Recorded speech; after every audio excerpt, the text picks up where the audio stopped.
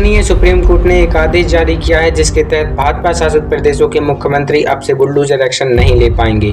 मतलब कि जिन भी प्रदेशों में कोई अपराधी अपराध करता था तो बीजेपी शासित प्रदेशों के मुख्यमंत्री उसके घर पर बुलडोजर चलवा देते थे, चाहे उत्तर प्रदेश के योगी आदित्यनाथ हो या फिर मध्य प्रदेश के शिवराज सिंह चौहान और वर्तमान में मोहन यादव जी।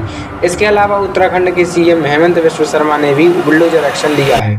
लेकिन अब सुप्रीम कोर्ट ने इसके खिलाफ कड़ी चेतावनी दी है कि चाहे कोई भी अपराधी का अपराध साबित ही क्यों ना हो जाए, लेकिन उसके घर पर बुलडोजर नहीं चलाना चाहिए। सुप्रीम कोर्ट की दलील के अनुसार कोई भी अपराधी अपराध स्वयं करता है, लेकिन उसके माता पिता का इसमें कोई दोष नहीं होता है। किसी एक व्यक्ति की वजह से उसके माता पिता के पैसों से बनाया गया घर सरकार नहीं गिरा सकती। और इस पर हमारे विपक्ष के नेता राहुल गांधी ने भी टिप्पणी दी है कि सुप्रीम कोर्ट के आदेश की मैं सराहना करता हूं और बुलडोजर एक्शन बीजेपी के संविधान के प्रति अवमानना का संकेत है।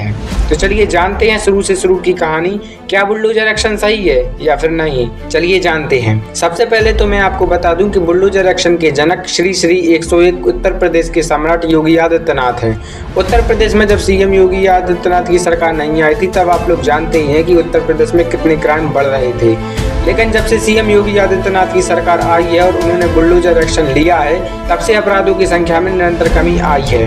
पहले उत्तर प्रदेश बाहुबलियों का प्रदेश हुआ करता था, बड़े बूढ़े से लेकर हर व्यक्ति गुंडागर्दी करता था और आजकल के टूरिस्ट जो भारत में आते हैं वह उत्तर प्रदेश और बिहार जैसे राज्यों में जाने से कतराते थे, क्योंकि वहां पर अपराधी और माफियाओं का राज चलता था। और उस समय पर एक समस्या यह भी थी कि हमारी न्याय व्यवस्था भी उन अपराधियों को सही से हैंडल नहीं कर पाती थी। इसके अलावा उस समय पर जब भी किसी अपराधी पर केस होता था तब वह कुछ पैसे पुलिस वालों को खिलाकर या फिर अपना वकील खड़ा करवाकर उस अपराध से बच जाता था।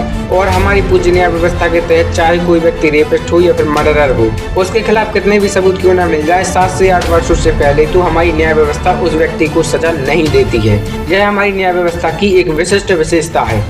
अब ऐसी सिचुएशन में अगर कोई अपराधी राजनीतिक अपराधी है तो सीएम की कुर्सी बदलने पर, जो कि हर 5 साल में बदल जाती है, तब दूसरे सीएम द्वारा उसे जेल से छुटकारा दिलाया जा सकता है।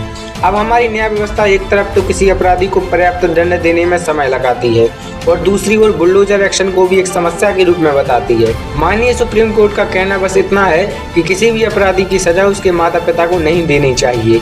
लेकिन आप यह भी तो सोचिए कि अगर कोई अपराधी बना है तो उसके पीछे उसके माता पिता का भी हाथ होगा, क्योंकि कोई भी बच्चा जन्म से तो अपराधी नहीं बनता है। अपराधी बनने के लिए उसे कई सालों का समय लगता है और उस समय के दौरान क्या उसके माता पिता अंधे रहते थे जो उसकी हरकतों को नजरअंदाज करते थे? आप खुद बताइए कि क्या किसी अच्छे घर का बच्चा अपराधी बन सकता है? नहीं।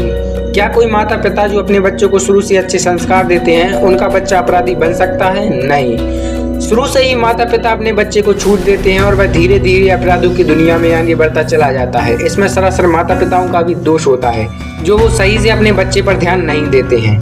अब यहाँ पर एक बात आप जानते ही होंगे कि अगर सजा मिलने से अपराध कम होते तो शायद आज भारत में कोई भी अपराध नहीं होता। हमें अपराधियों को सजा नहीं देनी है, हमें उनको मानसिक दंड देना है जिससे वह अपराध करने से पहले 100 बार सोचे। अगर पड़ोसी का घर गिरते हुए कोई अपराधी देखेगा तो उसे इस बात का अनुभव जरूर होगा कि कल को उसके माता पिता का और उसका घर भी गिर सकता है। इस स्थिति में वह अपराध करने से पहले 100 बार जरूर सोचेगा। कुल मिलाकर कहा जाए तो सर्वोच्च न्यायालय का यह फैसला गलत है, क्योंकि बुलडोजर एक्शन से पहले अपराध बहुत होते थे, लेकिन बुलडोजर एक्शन के बाद से अपराधों की संख्या में निरंतर कमी आ रही है। चलिए अब एक नजर इस पर डालते हैं कि सुप्रीम कोर्ट ने यह फैसला क्यों दिया। दरअसल सुप्रीम कोर्ट में इसकी याचिका जमात उलेमा नाम के मुस्लिम संगठन ने लगाई थी, जिसके तहत भाजपा शासित प्रदेशों के मुख्यमंत्री मुसलमानों को टारगेट करने के लिए उनके घरों को ढहा रही है और बुलडोजर एक्शन कर रहे हैं। लेकिन यह बात सरासर गलत है। सरकार हिंदुओं के घरों को भी ढहा रही है। सरकार केवल अपराधियों के घरों को ढहा रही है। अपराधी चाहे मुस्लिम हो या हिंदू, सरकार दोनों को बराबर पर्याप्त दंड दे रही है और सभी के घरों पर बुलडोजर चला रही है। अब यहाँ पर मुझे सुप्रीम कोर्ट की एक बात समझ में नहीं आती कि यदि आपकी नजर में बुलडोजर एक्शन गलत है तो आप बुलडोजर एक्शन के अलावा कोई दूसरा उपाय भी तो सरकार को बताएं अपराध कम करने के लिए।